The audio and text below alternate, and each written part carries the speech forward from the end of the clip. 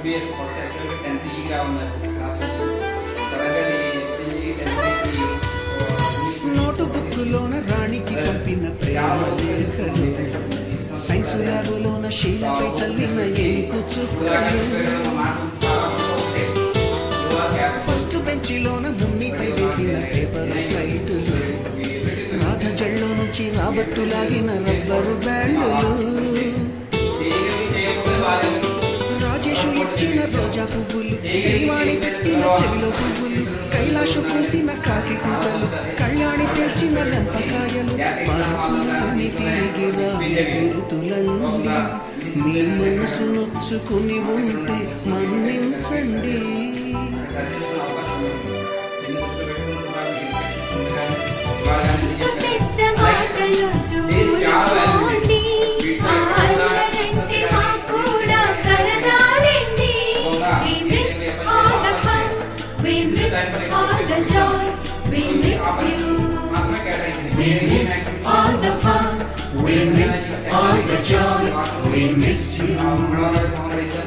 ఎక్కడో పుట్టి ఎక్కడో పెరిగి ఇక్కడే కలిశాము, చదువులమ్మ చెట్టు నీడలో,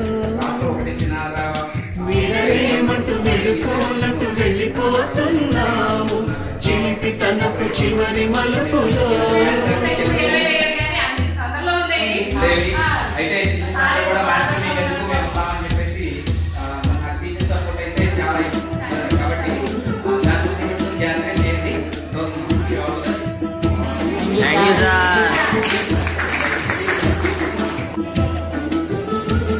మరి ఇంగ్లీష్ మీడియం అంటే స్కూల్కి 10 పాయింట్స్ తెచ్చేటువంటి క్లాస్.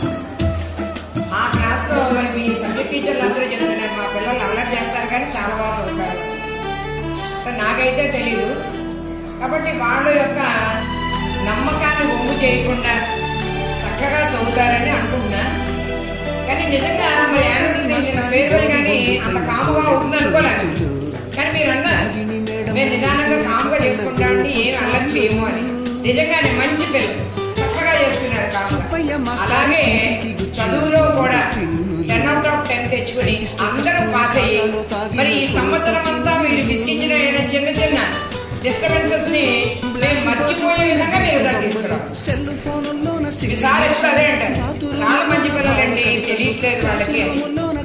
కాబట్టి ఆ చిన్న చిన్న డిస్టర్బెన్సెస్ పక్కన పెట్టి పరీక్ష మీదే మీరు కాన్సన్ట్రేట్ చేసి మంచి మార్కులు తెచ్చుకుని ఇంగ్లీష్ మీడియం అనేటువంటిది అందరూ మేము చదవాలి, చదివితేనే మేము 10 పాయింట్స్ వస్తాయి అనేటువంటి మెసేజ్ మీరు బయటకు అందిస్తారని ఆశిస్తూ టీచర్లు చెప్పినట్టు సలహాలు పాటించండి. ఏం టెన్షన్ కాదు, ఎగ్జామ్ చాలా కూల్ గా జరుగుతుంది. ఈ సెంటర్ ఆ సెంటర్ నేను పట్టించుకోండి, అన్ని సెంటర్స్ మనలే, అందరూ మనవాళ్ళే.